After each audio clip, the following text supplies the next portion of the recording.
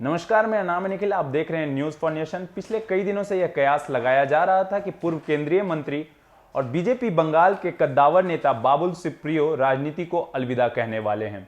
आज बाबुल सुप्रियो ने social media के माध्यम से राजनीति को अलविदा कह दिया है। उन्होंने लिखा है कि वह राजनीति में सेवा करने के लिए आए थे, सेवा भाव से आए थे, लेकिन सेवा करने के लिए राजनीति में बने रहना काफ़ी नहीं है। वे बिना राजनीति के भी लोगों की सेवा कर सकते हैं। क्या कुछ है पूरा मामला, हम आपको बताते हैं।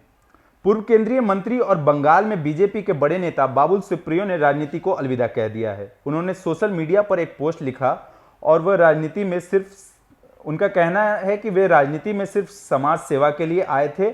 अब उन्होंने अपनी राह बदलने का फैसला किया है।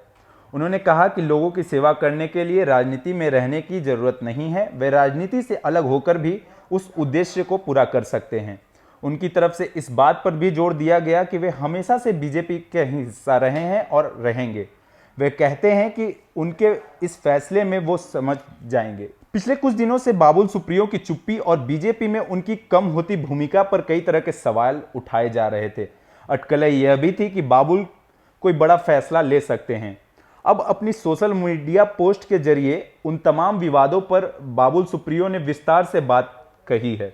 उन्होंने कहा है कि पार्टी संग मेरे कुछ मतभेद थे, वो बात चुनाव से पहले ही सभी के सामने आ चुकी थी। हार के लिए मैं भी जिम्मेदार लेता हूं, लेकिन दूसरे नेता भी जिम्मेदार हैं। उन्होंने सोशल मीडिया पर लिखा कि सबकी बातें सुनी, बाप, माँ, पत्नी, बेटी, दो प्यारे दोस्तों, मैं किसी और पार्टी में नहीं जा रहा। उन्होंने लिखा कि मुझे किसी भी पार्टी की तरफ से फोन नहीं आया। मैं एक टीम का खिलाड़ी हूं, हमेशा एक टीम का समर्थन किया है। उन्होंने अपने इस्तीफे का ऐलान सोशल मीडिया में एक कविता के रूप में किया। उन्होंने लिखा कि अगर सामाजिक कार्य करना है तो वह राजनीति के बिना भी हो सकता है। बाबुल सुप्रियो ने अपने इस्तीफे में गृह मंत्री अमित शाह और बीजेपी के राष्ट्रीय अध्यक्ष जेपी नड्डा का आभार व्यक्त किया है और कहा है कि दोनों ही लोगों ने कई मायनों में मुझे प्रेरित किया है। मैं उनके प्यार को कभी नहीं भूलूंगा। उन्होंने कहा कि मैं प्रार्थना करता हूं कि वे मुझे गलत नहीं समझेंगे और मुझे माफ कर देंगे। उन्होंने कहा कि 2014 और 2019 के बीच बहुत बड़ा अंतर आ चुका है। उनका कहना है कि 2014 में बीजेपी के टिकट से अकेला लड़ा था, लेकिन बंगाल में आज बीजेपी मुख्य विपक्षी दल में है। आज पार्टी में नए चमकीले युवा नेता आ चुके हैं। पार्टी में उतने ही युवा नेता हैं जितने पुराने हैं। कहने की जरूरत नहीं है कि युवा नेताओं के साथ पार्टी एक लंबा सफर तय करेगी। बंगाल में हुई बीजेपी की हार बहुत बड़ी वजह मानी जा रही है, क्योंकि बंगाल में बीजेपी ने कई बड़े बड़े नेताओं को झोंक दिया था, फिर भी इसके बावजूद बीजेपी वहां जीत नहीं पाई।